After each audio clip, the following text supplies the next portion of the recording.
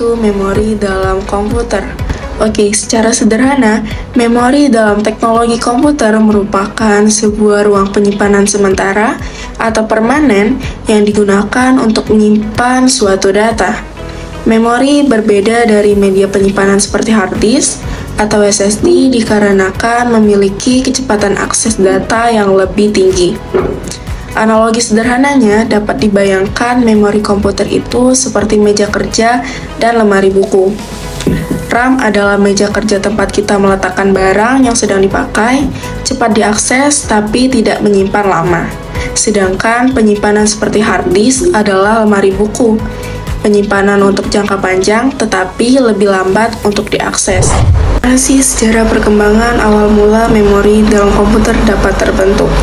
Pada tahun 1940-an ketika pertama kali dirancang, saat itu tabung vakum dan relay elektromekanis yang besar, lambat, dan memiliki kapasitas yang kecil.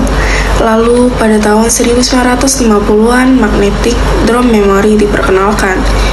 Lalu diikuti lagi oleh magnetic core memory pada tahun 1960-an yang lebih cepat dan efisien.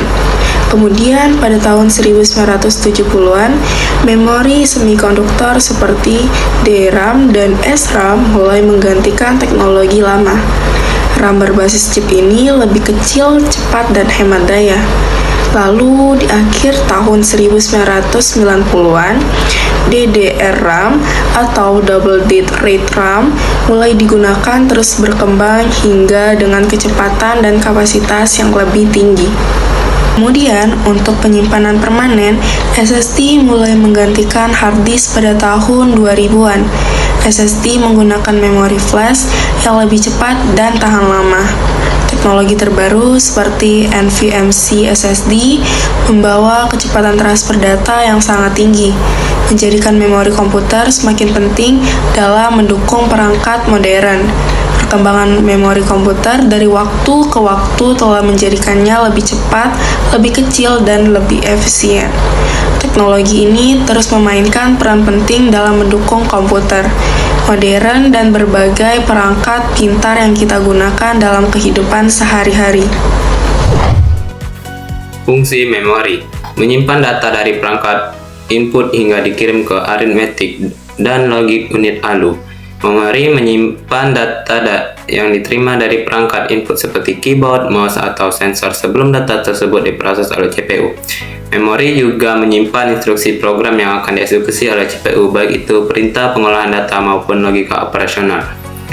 Memori menyimpan instruksi dari sebagian besar perangkat input. Instruksi yang diterima dari perangkat input disimpan dalam memori seperti RAM sehingga tempat penyimpanan sementara. Hal ini memungkinkan CPU untuk mengakses dan dengan cepat saat diperlukan untuk pemrosesan. Memori menyimpan instruksi secara berurutan sehingga CPU dapat memproses dengan efisien tanpa kehilangan langkah-langkah eksekusi program. Contohnya ketika sesuatu di keyboard di instruksi, setiap karakter yang Anda masukkan akan disimpan sementara di memori sebelum ditampilkan di layar atau disimpan ke file. Menyimpan berkas di sistem operasi secara sementara. Saat komputer dihidupkan, sistem operasi biasanya disimpan di hard disk atau SSD, akan dimuat dalam memori RAM. Perangkat ini mencakup komponen inti operasi seperti kernel, drive perangkat, dan layanan dasar lainnya. Hal ini memastikan sistem operasi dapat berjalan dengan cepat dan efisien. Sistem operasi menggunakan memori untuk mengatur sebagian proses yang berjalan secara bersamaan. Setiap proses dapat dialokasikan ruang memori untuk menyimpan informasi dieksekusi seperti status program, data sementara, dan parameter yang dibutuhkan oleh aplikasi. Contohnya kernel, intinya sistem operasi yang mengatur komunikasi antara perangkat keras dan perangkat lunak. Drive, perangkat yang memungkinkan sistem operasi berkomunikasi dengan perangkat keras seperti printer, keyboard, atau kartu grafis. Menyimpan data aplikasi yang sedang berjalan. Saat aplikasi dijalankan, data instruksi program dimuat di dalam memori untuk memungkinkan CPU memproses dengan cepat. Keuntungannya dengan menyimpan data aplikasi memori, proses instruksi menjadi lebih cepat dibanding jika harus mengakses dari data langsung menyimpan permanen dari hard disk atau SSD. Jenis-jenis memori terbagi menjadi 6. Yang pertama ada RAM, Random Access Memory, yang berfungsi sebagai menyimpan data yang sedang diolah oleh CPU secara sementara. Bersifat volatile, artinya data hilang saat komputer dimatikan. Contoh yang pertama ada RAM, Dynamic RAM yang digunakan sebagai memori utama komputer.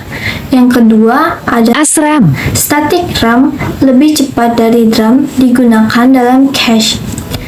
Yang kedua ada ROM, Read Only Memory, yang berfungsi menyimpan data permanen seperti firmware. Bersifat non-volatile, artinya data tetap ada meskipun komputer dimatikan. Yang ketiga ada HDD, Hard Disk Drive, yang berfungsi sebagai jenis penyimpanan data yang menggunakan piringan untuk menyimpan data. Kapasitas penyimpanan yang lebih besar dibandingkan SSD, tetapi kecepatan aksesnya lebih lambat. Yang keempat, Solid State Drive, yang berfungsi sebagai jenis penyimpanan data yang menggunakan chip memori sebagai media penyimpanan.